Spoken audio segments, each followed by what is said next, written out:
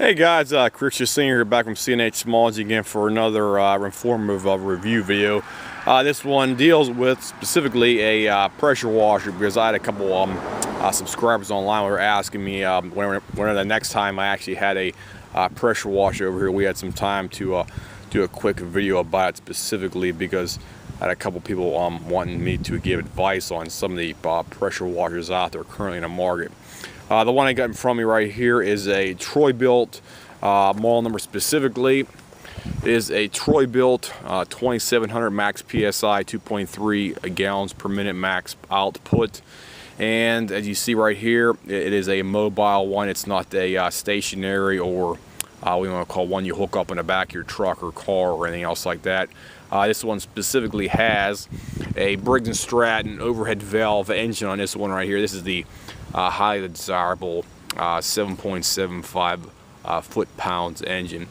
Basically what that translates into, it's about a 7 horsepower engine specifically because unfortunately they did away with the horsepower rating a few years ago because apparently the manufacturer caught cheating out there, so now they simply go by the gross foot torque rating as opposed to the horsepower rating, because horsepower can fluctuate from sea level up to higher elevations, like say you're in Denver and stuff like that, and it will not be the same as like say right to sea level out there for that. So sometimes the horsepower ratings will definitely fluctuate from place to place out there right there as well too.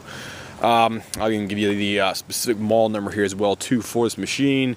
It is actually the engine model number, sorry about that.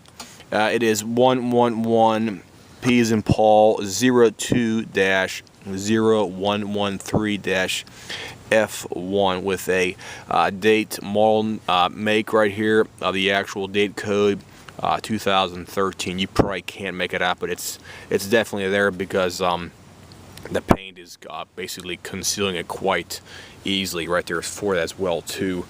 These machines, they have the specific model number tag for your information on like purchasing parts and stuff like that. It's right underneath here. I don't want to really show it right now because I just want to demo this thing as well too here after I get done talking here. And your model number tag specifically for all the information is located directly where my finger's at, right along this bar right here. You have a rectangular white tag. If you're in any parts of your machine you can't find a tag, just flip it up and your model number information, contact information will be directly underneath this black bar here if you have this kind of machine right here specifically. This machine also has a auto choke on here as well too, guys. It also has a we don't call hybrid carburetor, as I call it, because the carburetor on the one side right here is stamped with Ruing on here. The left side I'm looking at right now from my side, my actual specific view, has a Ruing stamp, a little starburst right here, and the opposite side they have Briggs & Stratton. So basically the carburetor is made in China for Briggs & Stratton, so that's why I call it a hybrid style carburetor as well too. So I'll go ahead and fire this thing up here for you guys. You can actually see these machines running here specifically. Just remember, this is a entry-level machine. This is not a professional machine. The actual bigger professional machine is usually about 10 to 15 horsepower, and they even say professional duty or commercial quality machines out there for that. So be aware of that fact right as well too. This one doesn't have a lot of output as some of the bigger machines out there do. So be mindful of that fact. So I'll go ahead and flip the thing on here, turn that thing on right there, make sure the water pressure is released on here before I go ahead and start it up. Okay, fully released. See pull this thing over here. The other thing I don't really like about these recoil starters they have on these machines is it's situated right here, right next to your handle with the actual bar, and in order to pull it, you have to pull it out on kind of a bit of a cockeyed angle like I'm doing right here. But it has to be pulled out on an angle as opposed to being pulled straight back here, because if you try to pull it straight back here, more than likely you're going to be hitting your fingers or hands right here, and I got my finger chopped up here about a couple days back from actually hitting the plastic right here. So be mindful when you pull these things over.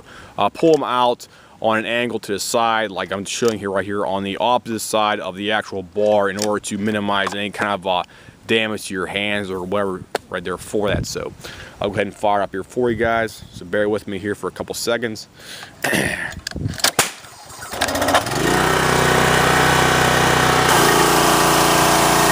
we go.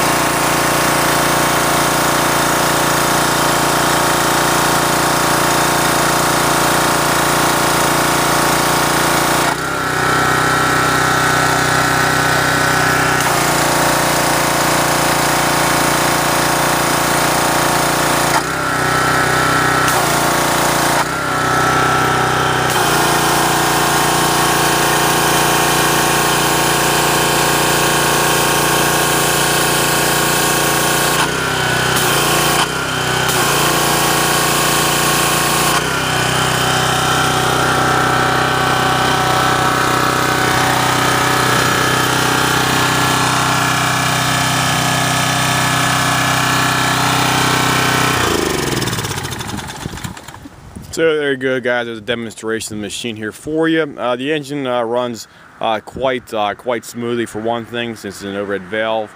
So it's typically more smoother than your typical flathead engine. Plus, since it's an overhead valve, you do have a bit more power out of it as well too for your application. Plus, the other upside is most of the time they do use the fuel more economically out there as well too. So you got a combination of having more power, better fuel economy, and overall more smoother running as well too for your overhead valve engine, for your small light duty pressure washer for that. So overall, I do recommend purchasing one of these things for light duty applications if you want to maybe clean off your yard, or actually clean off your deck, clean up your walkway and stuff like that, your house or your apartment, or wherever you use it, or whatever you want to use it specifically for. You can also use them to clean off your boats, externals. If you have a small boat, or you have some kind of a big boat docked somewhere near a dock on a river, this would be a good choice for cleaning off your external portion of your boat as well too, from any kind of algae or slime as well too for that. So anybody has any comments, feel free to leave me a message here, and I'll try to answer any basic questions you have about something like this. So I'll see you guys. Have a nice day.